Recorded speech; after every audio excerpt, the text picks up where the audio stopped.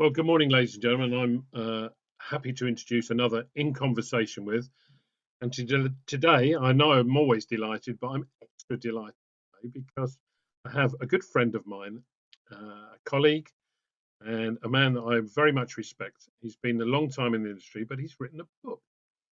And the book is called You Lucky People, and it's going very well. But we thought we'd have a little chat about his thoughts and his recollections of the travel industry. So good morning, Valère from Bath. Hello, Graham. Nice to talk to you. And to you, sir, and to you. Valère, your book has, as you know, I've read it. I got an early copy. It's excellent. I very much enjoyed reading it.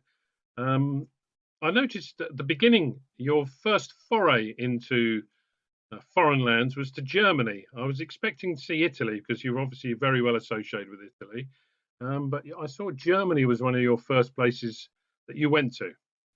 Well, yeah. I mean, first of all, the reason I wrote the book was because I've been privileged to have a real overview of the travel industry from the 1950s on. And the reason that Germany, as you say, is number one is that somebody, a friend of my dad's, gave me a set of maps of Germany. And there was a bit of the Rhineland, there was a bit of the Saar, there was a bit of everything. It's like an enormous jigsaw puzzle that you could put over the floor. And with all the pictures of the castles and the rivers and things. And I thought, bloody hell, this is absolutely amazing. I mean, I want to go there. So I did. It took a bit of a while to get there, but it really captivated me. It was a bit of German travel promotion in, I guess, in the 1950s. And it was wonderful. Did you, in retrospect, now you're a little older, or maybe you took it in at the time, but the fact that it was so close to the end of the Second World War, did you take into your experience those aspects of it? You know, the fact that probably lots of the places were still war damaged. There was still been lots of things going on in Germany that were related to the war. Well, that's kind of vaguely true, but of course the tourist places that you went to were not that damaged. And I came from a very damaged place. I mean, Bristol, which is where I was born, was basically, but it was basically debris. I mean, all the main streets had bomb craters and goodness knows what. So I was going away from somewhere which was bomb damaged to somewhere which was beautiful. Excellent. So following that, you obviously got the travel bug. What was your first foray into the travel industry proper, so to speak, where you were becoming paid employment? My dad gave me a job, the poor man. He was one of those first tour operators after the war. He had obviously with my strange name, it was a Belgian name, and he had a Belgian family, and he was a railway driver. He was a train driver. I mean, it was quite a romantic thing to do, but even more romantic to take his mates off to Belgium because we all had free passes. So my first job was working for him in the Jolly Party Continental Tours. I guess I would have been about 14 or 15 years old at the time. So we're talking late 1950s. And off we go to Belgium with free passes. Very good. And that progressed over the years until you were old enough to start working for bigger companies and then start your own company? Yeah, I worked for a lot of bigger companies to start with. Obviously, I was a travel agent. I left my dad because obviously it's not too good to work for your father necessarily. I worked as a travel agent and in the 1960s when the travel boom started, which is to say the inclusive tourist clerks and all those people. Then I went to work in London in Buckingham Palace Road for a company called St. Seal when I was 21. St. Seal was unbelievable because they were Italian, you know. And they were an inbound operator. It was just at the time of the World Cup. Now, I know that you will have followed it. You might not have been old enough at the time to know that Italy got kicked out of the World Cup by North Korea, I think it was. It was something pretty bad anyway.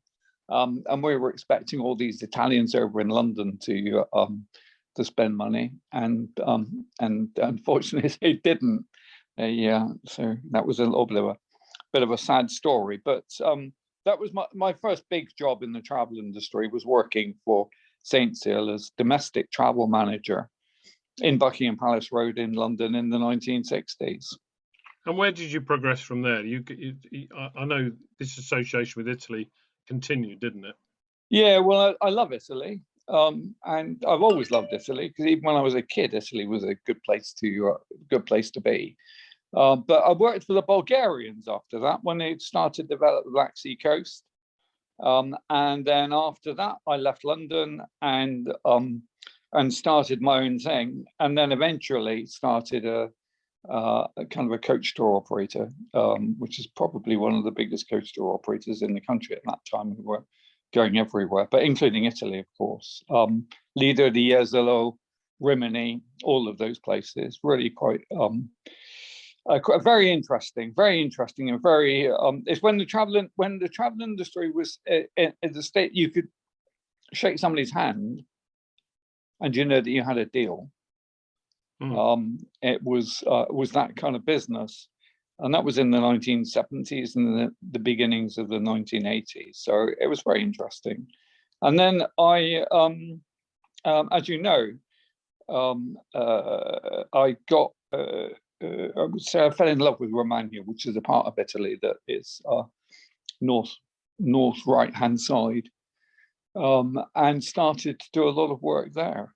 One of the the impressions one gets, I wasn't involved in it, but one of the impressions you get from, I know my father was in the travel industry, in the airline industry, and throughout the 70s, 80s, more or less to present day, the travel industry has always had a bit of a reputation for companies becoming very big very quickly and then basically going bust. Those experiences you must have touched you as well, and must have added to, if you like, to your life experience. Did it happen to you? Yes, of course. I mean, pretty much every company at Clarkson's got big, went bust. Harry Goodman, Intersun got bust. Everybody got big, got bust. I mean, that was before there was so much regulation. And I did exactly the same thing. I was up at 120,000 passengers a year with the company that I'd started and built up for 20 years. And then right down the tubes in like 5 minutes. It taught me, I'd like to believe it taught me some humility. But it certainly taught me that you've got to be a little bit careful in the business, really, because you've got a lot of other people's money lurking about, and it's not necessarily a good thing. And did that have an effect on you for a number of years, or did you just shake it off and onwards and upwards? Or no, you've got to change, Graham. You learn and you change. That's why in 1992 I got another bug, which was the sustainable tourism bug. So basically, I've been working from being a travel entrepreneur. I started promoting sustainable tourism pretty much straight after the Rio summit. And let's move forward, because that's perhaps where your path and my paths have crossed more in recent years, which is with regard to sustainability. In those days, 1992, Paris Accord, all those types of things. But again, Italy, most of my background in terms of sustainability came from Italy as well, with slow food and finding out what the importance was, if you like, of local product and not having many food miles and using fresh and seasonal ingredients and maintaining heritage and things like that. Again, was Italy a big influence in you on that? Enormous. Because you're quite right, slow food, the bit of bio movement, the whole deal. Italians, the Italian culture doesn't use the word sustainability, but what you do, you go to a supermarket in the part of Italy that I spend time promoting, and in January, and they no strawberries there. You know, you only get what's in local and what's in season, as far as food is concerned. People are very aware of the. I guess it's also something to do with the war. People are very, very aware of waste. I mean, the biggest, I believe, I'm sure that you do too, that the biggest issue in sustainability and sustainable tourism is waste. It's waste of water, it's waste of food, it's waste of all kinds of resources. And the Italians are trained not to waste stuff. You know, whether you're making whether you're making a meal, you don't waste any food. If you're making some clothes, you don't waste material. It's Do you an think one of the absence of big waste. Do you think one of the biggest challenges to sustainability, though, is the, if you like, the losing of that post-war mentality? I mean, I was brought up in a post-war environment with my parents who had experienced the war, and I noticed the difference between myself and my children, in that I find it very difficult to throw things away. I find it difficult not to try and repair things, whereas they're in much more of a disposable industry generation of, well, you know, it's no point in trying to mend this stuff. Let's just lob it and get something new.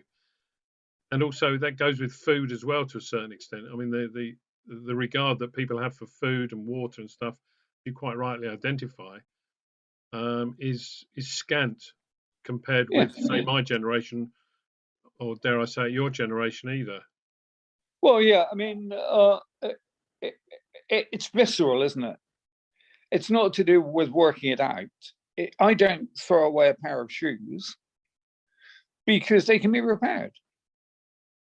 You don't buy a pair of shoes that you can't repair, that you can't keep. I mean, I don't think I've got a pair of shoes now that are less than 40 years old.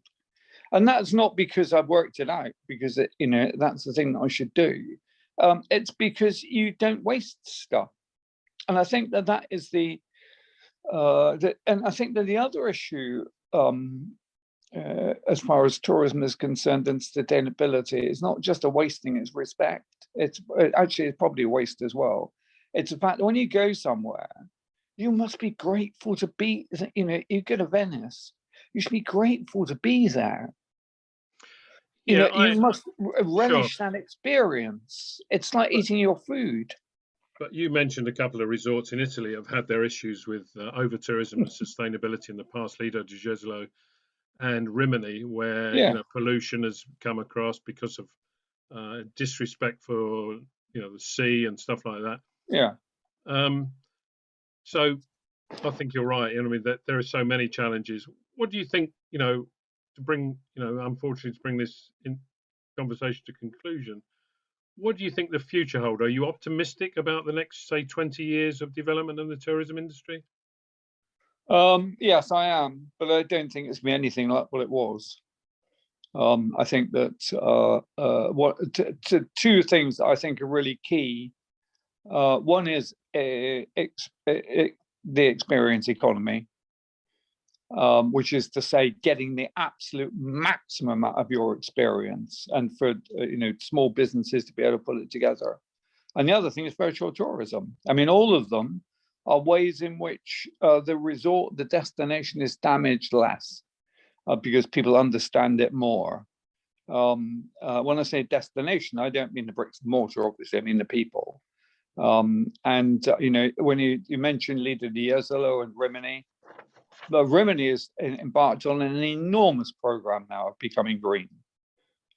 They've taken a lot of the stuff out that showed it to be unsustainable. And the same, Italy generally is becoming a very green, tactile destination. Good. Well, with that positive note, Valère, thank you very much for your time. I always enjoy talking to you. We need to organise that lunch, which we've had organised in the New Forest for about 2 years. Exactly. When we can. And for people that do want to have a more detailed, in-depth knowledge of your experiences since you got into the travel industry, when You Lucky People is available from all good booksellers and Amazon, I would imagine. Yeah, of course. And I wish you the very best of luck. And until we break bread together, Good luck. Stay safe. Take care. Same with you. God bless. God